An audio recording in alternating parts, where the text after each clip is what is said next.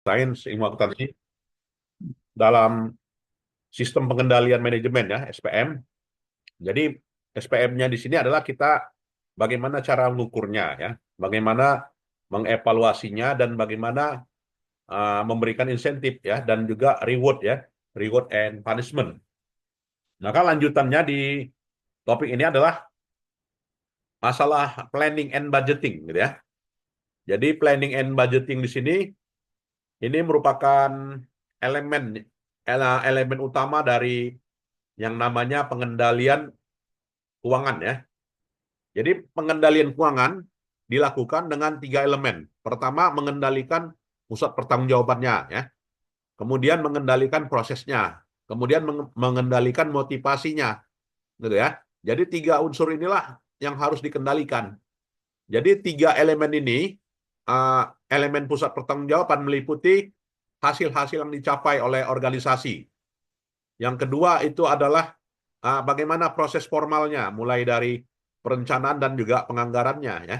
Dan yang ketiga itu adalah motivasi tidak lupa dilakukan ya. Motivasi tujuannya apa ya? Tujuannya adalah agar uh, hasil dan juga jenis tujuan yang dicapai oleh organisasi itu dapat dicapai ya, sehingga insentif diberikan ya sebagai motivasi. Nah, ini merupakan konsep apa ya? Pengendalian hasil ya, pengendalian atas hasil.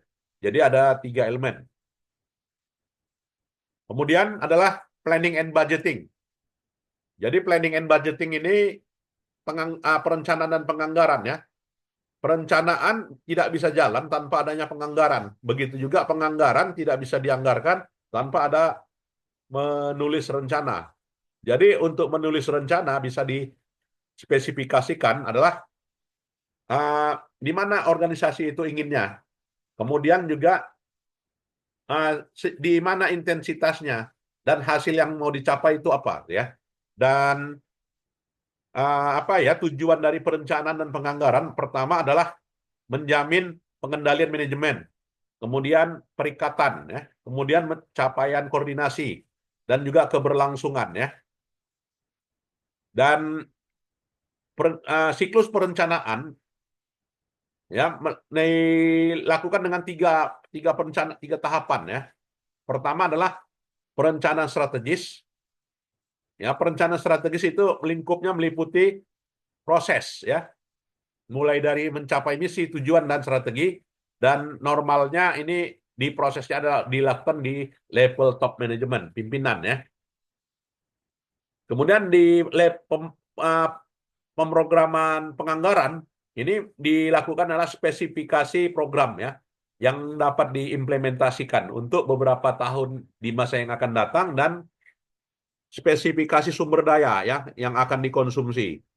Sedangkan uh, operational budgeting meliputi anggaran jangka pendek ya dan kesesuaian anggaran itu dengan pusat-pusat pertanggungjawaban ya, struktur pusat pertanggungjawaban yang ada. Nah, inilah ya yang dikatakan dengan planning cycle. Ya, sampai di sini mungkin ada yang mau ditanyakan dari tiga ini ya. Pengendalian keuangan meliputi tiga elemen ya, financial responsibility, formal management process ya, motivational contract.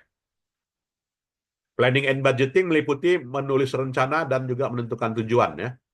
Dan siklus perencanaan meliputi perencanaan strategis dan juga perencanaan anggaran ya. Silakan jika ada yang mau diskusi sebelum kita lanjut. Baik.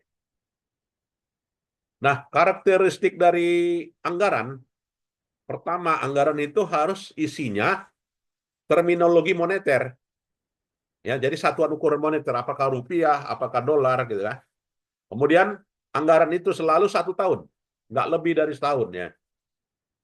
Tidak lebih dari setahun, harus 1 tahun biasanya ya. Laporannya 1 tahun.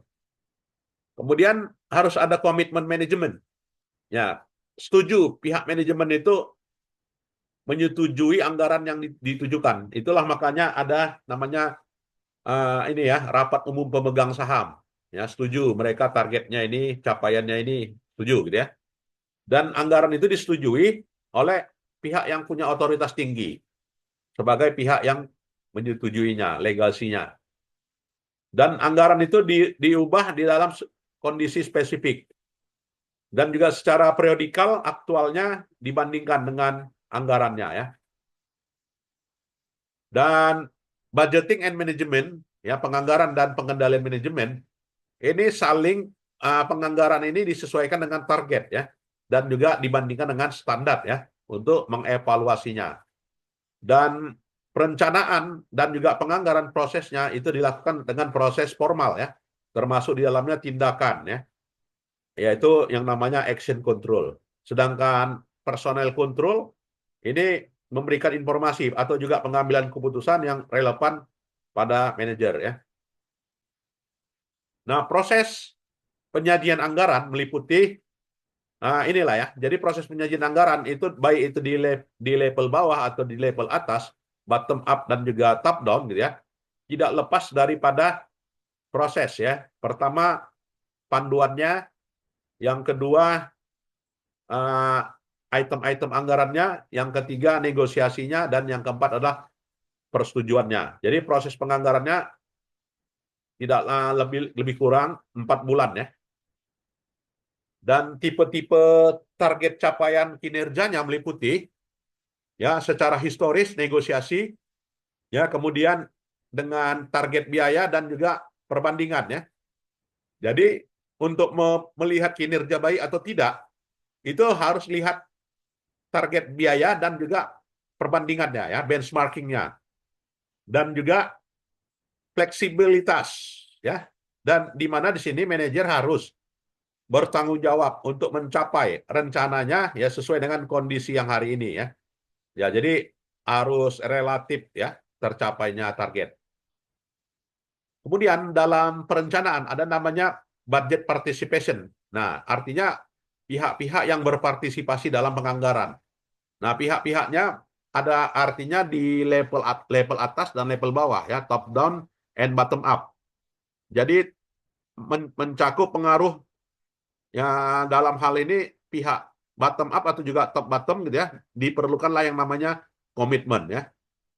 Dan keefektifan distribusi informasi ya dalam hal ini meliputi kendala apa saja ya yang dicapai, dan juga slack yang potensial ya sehingga anggaran itu tidak dapat tercapai. Nah, disinilah uh, perlunya dukungan ya. Jadi anggaran itu berhasil atau tidak perlunya dukungan ya, dukungan dari level bawah maupun juga dari level atas ya. Ya, mungkin ada yang mau didiskusikan ya di slide ini, silakan.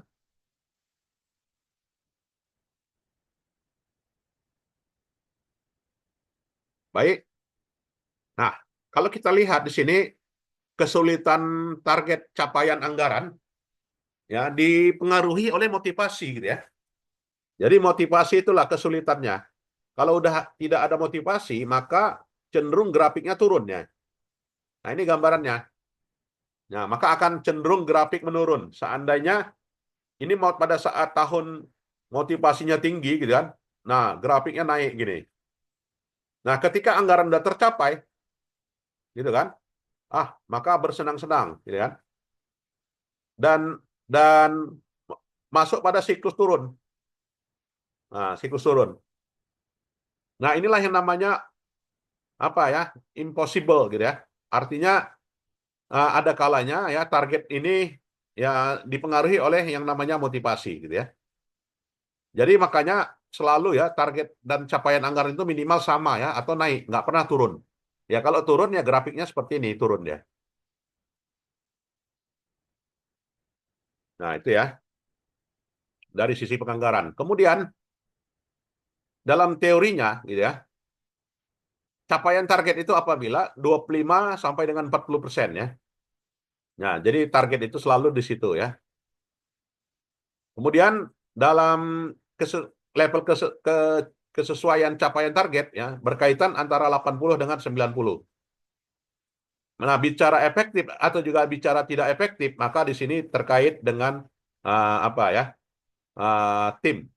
Jadi target itu tercapai, kinerja itu tercapai ya tergantung kolektibilitas tim ya.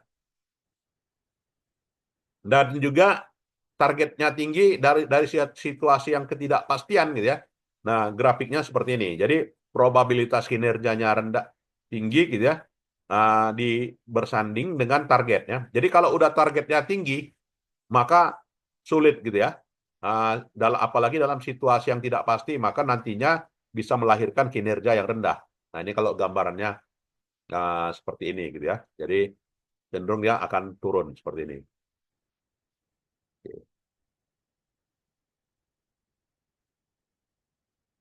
Ada yang mau didiskusikan? Silakan. Maka di sini ada peluang ya, peluang yang dan capaian. Maka untuk meminimalkan namanya dysfunctional management action, ya perlulah myopic behavior. Ya, jadi di sini menghindari hal-hal itu ya selalu meminimalkan myopic behavior, artinya perilaku-perilaku yang tidak selaras gitu ya, dan manipulasi data. Jadi peningkatan perlunya juga meningkatkan komitmen manajer ya untuk mencapai target.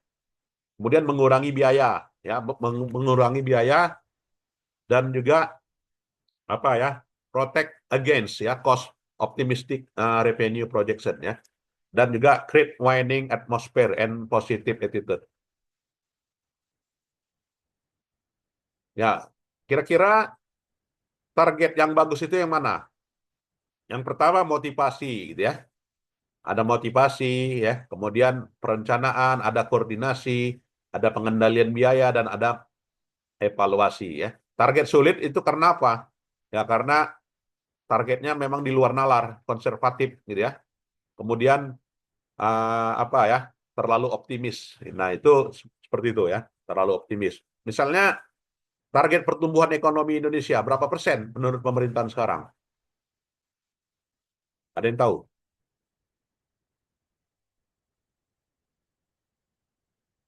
Berapa target pertumbuhan ekonomi? 7% ya, Pak. 8%, gitu kan? 8% logis nggak? Nah, itu harus tahu gitu ya. Kita apalagi manajer pemasaran gitu kan. 8% di tengah misalkan jual mobil 10, sementara pertumbuhan ekonomi 5%. Pimpinan minta 8%. Nggak logis gitu kan. Nah, kalau dia tidak logis itu terlalu optimistik.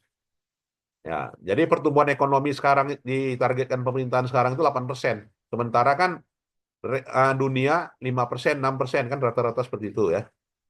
China dulu sampai 10%, udah turun sekarang jadi 7% misalnya. Karena itu. Maka beyond budgeting ya prinsipnya ya untuk penganggaran itu adalah tujuan ya, keselarasan tujuan, reward juga ya. Jadi memang yang paling enak itu memang bagian penjualan ya. Karena kalau dia berhasil jual di atas dapat reward yang besar gitu ya. Kemudian tidak lepas dari rencana ya. Kemudian tidak lepas dari alat yang namanya koordinasi ya. Kemudian tidak lepas dari sumber daya ya. Kemudian tidak lepas dari pengendalian. Nah, itulah yang terkait dengan topik kita perencanaan dan penganggaran ya, yang merupakan bagian dari pengendalian manajemen. Ya, jadi setiap rencana didukung oleh anggaran. Begitu juga anggaran disusun harus direncanakan ya, beberapa program dan kegiatan. Itu saya kira ada yang mau kita diskusikan? Ya, kalau tidak ada saya kira itu saja ya, karena kebetulan berapa ini berimpitan semua jadwalnya. Jadi saya tidak bisa lama gitu ya. Baik, kalau tidak ada saya kira itu saja ya. Dan nanti Komting bisa WA saya ya. Yang nggak hadir siapa? Yang nggak hadir aja ya. Sementara yang hadir nggak usah disebut gitu. Bahannya juga udah saya share ya. Ya, ya. Kalau tidak ada saya kira itu saja ya adik-adik sekalian. Terima kasih. Selamat siang. Assalamualaikum warahmatullahi wabarakatuh. Waalaikumsalam warahmatullahi wabarakatuh. Terima kasih, Pak. Ya, sama-sama. Makasih, Pak. Boleh meninggalkan ruangan. Waalaikumsalam Ah, warahmatullahi wabarakatuh. Terima kasih, Pak. ya, sama.